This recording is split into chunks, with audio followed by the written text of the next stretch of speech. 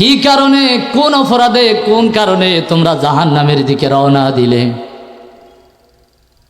এই কথা বলার সঙ্গে সঙ্গে জাহান্নামীরা বলবে, ও আল্লাহ, লাউ কুন্না নাসমাউ আও নাআকিলু মা কুন্না ফি আসহাবিস সাঈর।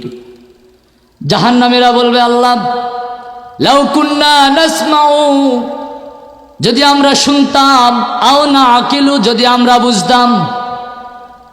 কি বলবে তারা? যদি আমরা শুনতাম আর যদি আমরা বুঝতাম, মা কুন্না ফি আসহাবিস সাঈর, তাহলে তো আজকে আমরা জাহান্নামের অধিবাসী হতাম না। ঠিক কি না?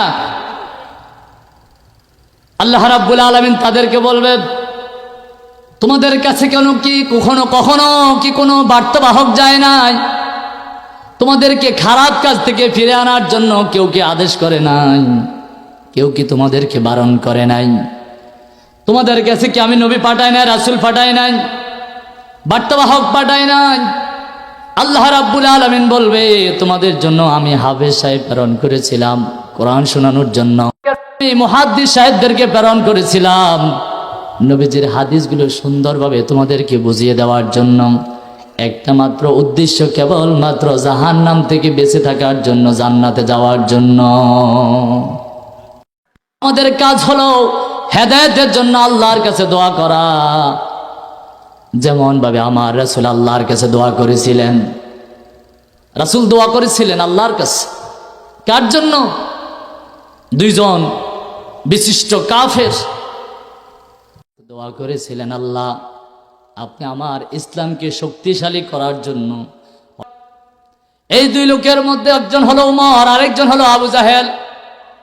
দেখেন, আল্লাহ রাব্বুল আলামিন যাকে হেদায়েত দান করেন তাকে কবুল করেন, যাকে হেদায়েত দান করেন, যার কবলে হেদায়েত নাই তাকে আল্লাহ রাব্বুল আলামিন কবুল করেন না। একদিন হযরত উমর রাদিয়াল্লাহু তাআলা আনহু, হযরত উমর রাদিয়াল্লাহু তাআলা আনহু, হযরত উমর রাদিয়াল্লাহু তাআলা আনহু মসজিদে হারামের চতুর্পাশে হাঁটতেছেন। এমন সময় আমার নবী, পেয়ারা নবী মুহাম্মদুর রাসূলুল্লাহ সাল্লাল্লাহু আলাইহি ওয়াসাল্লাম, নবী করিম সাল্লাল্লাহু আলাইহি ওয়াসাল্লাম নামাজ পড়তেছেন আর কোরআনুল কারীম এমন সুন্দরভাবে তেলাওয়াত করতেছেন। এই নামাজের সুরটা উমরের কানে পৌঁছল। উমরের মনটা নরম হয়ে গেল। উমর চিন্তা করতে লাগলেন, কুরাইশরা তো বলে যে মুহাম্মদ মনে হয় কবি, কত সুন্দর করে করে কোরআন তেলাওয়াত করতেছে। উমর রাদিয়াল্লাহু তাআলা আনহু মসজিদ হারামের এক কর্নারে গিয়ে নবীজি নামাজ পড়তেছেন, কোরআন তেলাওয়াত করতেছেন, আর উমর দাঁড়িয়ে দাঁড়িয়ে শুনতেছেন। মনে মনে বলতেছেন, মনে হয় মুহাম্মদ মনে হয় যে ঠিকই কবি। এই কথা যখন তিনি মনে মনে চিন্তা করতেছেন আর বলতেছেন, সঙ্গে সঙ্গে আল্লাহ রাব্বুল আলামিনের আয়াত নবী করিম সাল্লাল্লাহু আলাইহি ওয়াসাল্লাম পাঠ করা শুরু করলেন।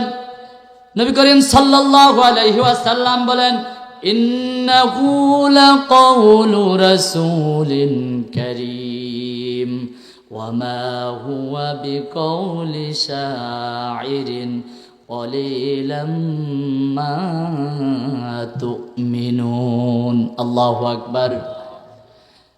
আল্লাহ রাসূল সাল্লাল্লাহু আলাইহি সাল্লাম তেলাওয়াত করতেছেন, ইন্নাহু লাকাউলু রাসূলিন কারীম। এটা কোন ইন্নাহু লাকাউলু রাসূলিন কারীম, এটা হলো সেই কোরআন, সেই কিতাব, সেই কথা যে জিবরাইল আলাইহিস সালাতু ওয়াস সালামের বহন করে আনা নবী করিম সাল্লাল্লাহু আলাইহি সাল্লামের উপর বহন নাজিলকৃত সেই কথা। ইন্নাহু লাকাউলু রাসূলিন কারীম ওয়া মা হুয়া বিকাউলি শাইরিন, এটা কোন কবির কথা নয়। সুবহানাল্লাহ বলেন।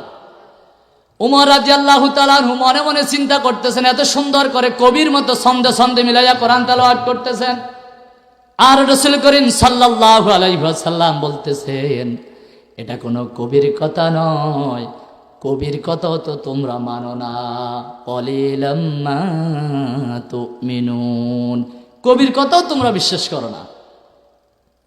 যখন নবী করিম সাল্লাল্লাহু আলাইহি সাল্লাম এই কথা বললেন, এই আয়াত পড়লেন, উমর মনে মনে চিন্তা করল, হারে আমার কথা মুহাম্মদ সাল্লাল্লাহু আলাইহি সাল্লাম কিভাবে বুঝতে পারলেন?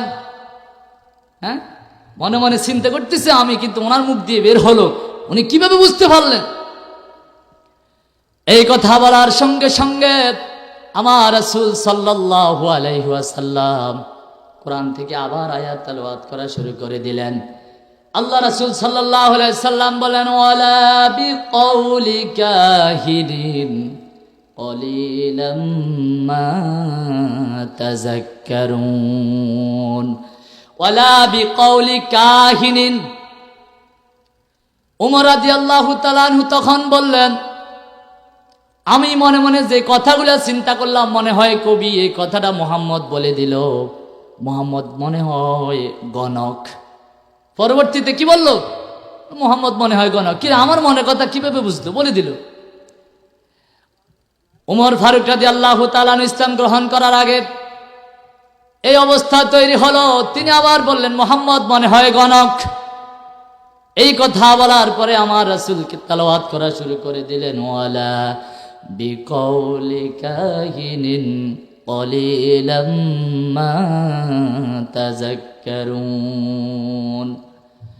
মুহাম্মদুর রাসূলুল্লাহ সাল্লাল্লাহু আলাইহি সাল্লাম তেলাওয়াত করতেছেন, আল্লাহ তাআলা বলেন, ওয়ালা বিকাউলি কাহিনিন, না না, এটা কোনো গণকের কথা নয়, কলিলাম মা তাযাক্কারুন, গণকের কথা তো তোমরা বিশ্বাস করো না, গণকের কথা তো তোমরা কি করো না? বিশ্বাস করো না। এটা কোনো গণকের কথা নয়, এটা কবির কথা নয়। আল্লাহ রাব্বুল আলামিন বলছেন, তানজিলুম মির রাব্বিল আলামিন, এটা মহান প্রভু রব্বুল আলামিনের পক্ষ থেকে নাজিলকৃত কিতাব। সুবহানাল্লাহ বলেন। আল্লাহ রাসূল দোয়া করেছিলেন বৃহস্পতিবার রাত্রে, হয়তো আবু জাহেল নয়তো ওমর, এই যে আজকে উমর মসজিদে হারামে নবীজির জবান থেকে যখন কোরআন তেলাওয়াত গুলা শুনলেন, উমরের ভিতরে আস্তে আস্তে ইসলামের প্রতি আকৃষ্টতা শুরু হয়ে গেল। সুবহানাল্লাহ। উমর ফারুক রাদিয়াল্লাহু তাআলা আনহু একদিন হাঁটতেছেন, কাদের মধ্যে তরবারি ঝুলানো অবস্থায় বনু জোহরার গোত্রের একজন ব্যক্তির সাথে তার সাক্ষাৎ হলো, দেখা হলো। ওই ব্যক্তি জিজ্ঞাসা করলেন, ওমর রে কোথায় রওনা দিল বীরের বেশে? ওমর রে কোথায় যাচ্ছ? ওমর বললেন, আজকে মুহাম্মাদের গর্দান ছিঁড়ে ফেলে দিব। নাউজুবিল্লাহ বলেন। ওই ব্যক্তিটি বলতে লাগলো, যদি উমর মুহাম্মাদুর রাসূলুল্লাহ সাল্লাল্লাহু আলাইহি ওয়াসাল্লামের মাথাটা তুমি আলাদা করে দাও, শুনে রাখো বনু জোহরা এবং বনু হাশেমের গোত্র থেকে কি তুমি রক্ষা পাবে কিনা? বনু হাশেম এবং বনু জোহরা এই দুইটা গোত্র থেকে তুমি কি রক্ষা পাবে? উমর বললে, বুঝলাম না কি কইলা তুমি, তুমিও কি ধর্মত্যাগ করে ফেলেছ?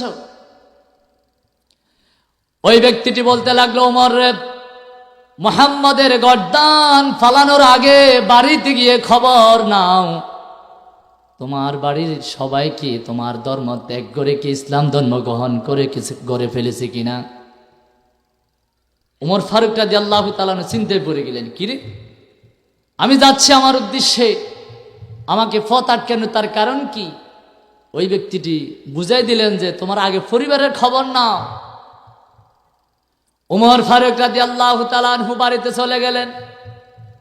যাওয়ার সময় যখন ঘরের সামনে গেলেন, গুনগুন গুনগুন করে কি যেন শব্দ শোনা যাচ্ছে।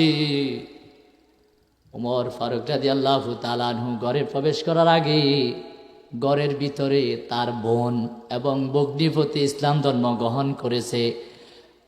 ইসলাম ধর্ম গ্রহণ করেছে ওই সময় নবী করিম সাল্লাল্লাহু আলাইহি ওয়াসাল্লাম মুহাজির সাহাবী একজন খাব্বাব রাদিয়াল্লাহু তাআলা আনহু তাদেরকে কোরআন শিক্ষা দিতেছেন। গুনগুন গুনগুন করে কোরআনের আওয়াজ শোনা যাচ্ছে। ওমর ফারুক রাদিয়াল্লাহু তাআলা আনহু ঘরের ভিতরে প্রবেশ করার সময়, প্রবেশ করা মাত্রই খাব্বাব রাদিয়াল্লাহু তাআলা আনহু ঘরে এক কোণায় পালিয়ে গেলেন ওমরের ভয়ে। ওমর ফারুক রাদিয়াল্লাহু তাআলা আনহু ঘরের ভিতরে প্রবেশ করার পরে প্রশ্ন করলেন, আমি ঘরে প্রবেশ করার আগে গুনগুন গুনগুন করে তোমরা কি করছিলা? ওমর ফারুক রাদিয়াল্লাহু তাআলা আনহু বোনের জামাই ভগ্নিপতি, তিনি বললেন, না, আমরা দুইজনে ঘরের ভিতরে কথা বলতেছিলাম। ওমর ফারুক রাদিয়াল্লাহু তাআলা আনহু বললেন, না, আমার মনে হয় তোমরা কি যেন পড়ছিলা, তেলাওয়াত করছিলা। এই কথা বলার সঙ্গে সঙ্গে ওমর ফারুক রাদিয়াল্লাহু তাআলা আনহুর ভগ্নিপতি বলতে লাগলেন, ওমর, আমরা আজকে এই ফ্যামিলি, এই পরিবারের সবাই ইসলাম ধর্ম গ্রহণ করে ফেলেছি। ওমর ফারুক রাদিয়াল্লাহু তাআলা আনহু তাকে আঘাত করা শুরু করলেন, মারতে শুরু করলেন। স্বামীকে যদি কেউ মারে, স্ত্রী কি বসে থাকবে সামনে থাকা অবস্থায়? ওমর ফারুক রাদিয়াল্লাহু তাআলা আনহুর বোন এগিয়ে আসলেন, আসার পর বললেন, আপনি ওনাকে মারতেছেন কেন? কেবলমাত্র ইসলাম ধর্ম হয়তো গ্রহণ করেছেন। ওমর ফারুক রাদিয়াল্লাহু তাআলা আনহুর বোন তাকে প্রশ্ন করলেন, আপনার কাছে আপনার সামনে যদি কোনো কিছু সত্য হয়, এটাকে আপনি মানবেন কিনা? এই কথা বলার সঙ্গে ওমর ফারুক রাদিয়াল্লাহু তাআলা আনহুর মনটা নরম হয়ে গেল। ওমর ফারুক রাদিয়াল্লাহু তাআলা আনহু, এর আগে লম্বা ঘটনা, সংক্ষেপে বলছি, আমার সময় কম। ওমর ফারুক রাদিয়াল্লাহু তাআলা আনহু ইসলাম ধর্ম গ্রহণ করার কারণে, তারা প্রকাশ করেছে ওমরের কাছে, ইসলাম ধর্ম গ্রহণ করার কারণে বোনকেও মেরেছে, ভগ্নিপতিকে মেরেছে। মারার পরে চিন্তা করলো, কিরে ওদেরকে মারা লাভ কি লাভ? পরবর্তীতে চিন্তা করলো, ওমর ফারুক রাদিয়াল্লাহু তাআলা আনহু বলল, তোমরা এখন ঘরে কি পড়ছিলে, তো আমার কাছে আমি একটু তেলাওয়াত করি। সুবহানাল্লাহ বলেন। ওমর ফারুক রাদিয়াল্লাহু তাআলা আনহু যখন এই কোরআন শরীফ তেলাওয়াত করার জন্য তার কাছে চাইলেন, ওমরের বোন বললেন, ও ভাই, এটা পবিত্র হওয়া ছাড়া এই কিতাব কেউ তেলাওয়াত করতে পারে না। সুবহানাল্লাহ। শুধু তাই নয়, ওমর ফারুক রাদিয়াল্লাহু তাআলা আনহু ওযু করে আসলেন, গোসল করে আসলেন। ওযু করার পরে, গোসল করে আসার পরে খাব্বাব রাদিয়াল্লাহু তাআলা আনহু বের হয়ে আসলেন। আসার পরে উমরকে দেখে খাব্বাব রাদিয়াল্লাহু তাআলা আনহু উমরকে সংবাদ দিলেন, সুসংবাদ দিলেন। খাব্বাব রাদিয়াল্লাহু তাআলা আনহু বললেন, ওমর রে, শোনো, তোমার ব্যাপারে আমার নবী মুহাম্মদুর রাসূলুল্লাহ সাল্লাল্লাহু আলাইহি ওয়াসাল্লাম দোয়া করেছিলেন বৃহস্পতিবার রাত্রে, ওমর রে, তুমি সুসংবাদ গ্রহণ করো, তোমার ভাগ্য খুলে গিয়েছে। সুবহানাল্লাহ। তাহলে আল্লাহ তাআলার কাছে আল্লাহ রাসূল দোয়া করেছেন ওমরের জন্য, আবু জাহেলের জন্য। আল্লাহ রাব্বুল আলামিন ওমরের জন্য দোয়া করেছেন। ওমরের ভাগ্য ভালো বিদায়, তার কপাল ভালো বিদায়, আল্লাহ রাব্বুল আলামিন ওমরকে হেদায়েত দান করেছেন। এবং পরবর্তীতে ওমর রাদিয়াল্লাহু তাআলা আনহু এই ব্যাপারে নবী করিম সাল্লাল্লাহু আলাইহি সাল্লাম বলছেন, আমার পরে যদি কেউ নবী হতো, তাহলে সবচেয়ে বড়, সবচেয়ে জ্ঞানী, সবচেয়ে হিম্মতওয়ালা, নবীদের মর্যাদাপূর্ণ নবী হতেন হযরতে ওমর। সুবহানাল্লাহ বলেন। তাহলে ওমর ইসলাম ধর্ম গ্রহণ করার আগে কি ছিল? নবীজির গর্দান ফালানোর জন্য চিন্তায় মগ্ন ছিল, কখন কি করা যায়। প্রিয় হাজিরিন, আমরা দোয়া করি আমাদের এই অত্র অঞ্চলের মানুষগুলা, আমি মনে করি এই অঞ্চলে মোটামুটি ভালো আছে, তারপরেও যারা এখনো খারাপ পথে আছেন, যারা এখনো, বিশেষ করে এই গ্রামে, আমাদের অত্র অঞ্চলগুলোর মধ্যে বিশেষ করে জুয়া খেলা চলে বেশি। জুয়া খেলা কি চলে বেশি? জুয়া খেলা। আজকে এখানে যুব সমাজের উদ্যোগে মাহফিল করা হয়েছে। প্রিয় হাজরিন, এই যুব সমাজরা যদি এগিয়ে না আসে, প্রত্যেক বছর যদি এই মাহফিলগুলা না হয়, তাহলে একটু ইসলামিক মন মানসিকতার লোকেরা যদি একটু ফিসটা দেয়, তাহলে পরবর্তীতে এই জায়গাগুলা দখল করবে কনসাল্ট ওলারা। কারা? এই মাহফিল আজকে এবছর ছোট হয়েছে, কিন্তু এর আগে 2 দিন ব্যাপী কনসাল্ট হয়েছে, এই যে সামনে হয়েছে কিনা। এর কারণ হচ্ছে আমরা ওয়াজ মাহফিলের প্রতি গুরুত্ব কমে দেওয়ার কারণে। কথা কি বুঝতে পারছেন?